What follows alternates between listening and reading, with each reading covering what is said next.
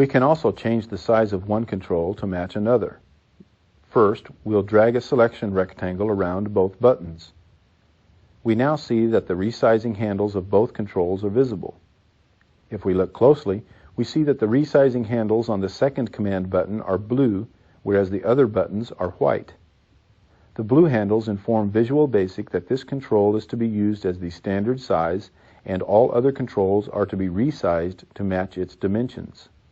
Click the Command 1 button, and its sizing handles become blue, and Command 2's handles become white.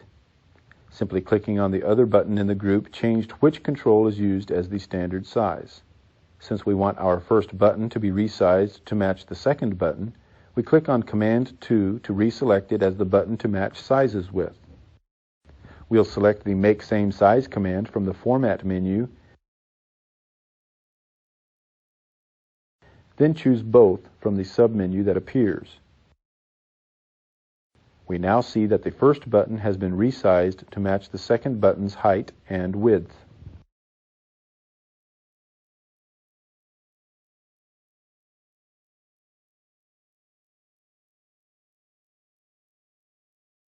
Another task we can perform from the Format menu is to align the controls to each other.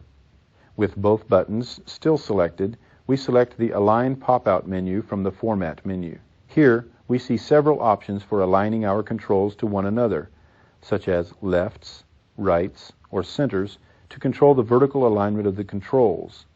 The tops, middles, and bottoms options allow us to horizontally align controls. The last option, to grid, allows us to align the controls to the grid points. In our example, this last option will perform no function simply because our controls were already aligned to the grid by our settings in the options. Let's try one of these commands. Click the Tops command, and we see our command buttons are aligned on their top border.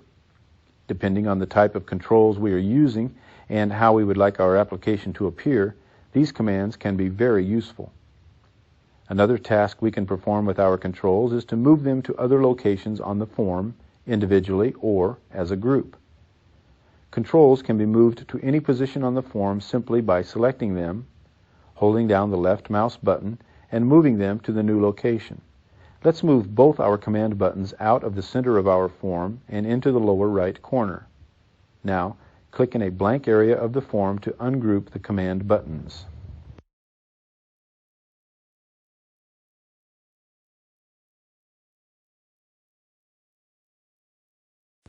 Perhaps the most important property for each control is the name property. Naming controls properly is very important because we will refer to each control's name in the code of our program in order to access that control. When looking at the form, it's easy to see what types of controls are used because we can see for ourselves what controls are placed there. But when coding, it's harder to remember what type of control the name represents. For this reason, it's a good idea to start control names with the first 3 letters identifying the type of control we are naming. We select our first command button, and in the property window we double-click the name property field and type CMD_Go. The CMD will remind us when we are coding that this name refers to a command button, and the Go will remind us of the function the button represents. The underscore between these two makes the item name easy for us to read and recognize by separating the control type from its function.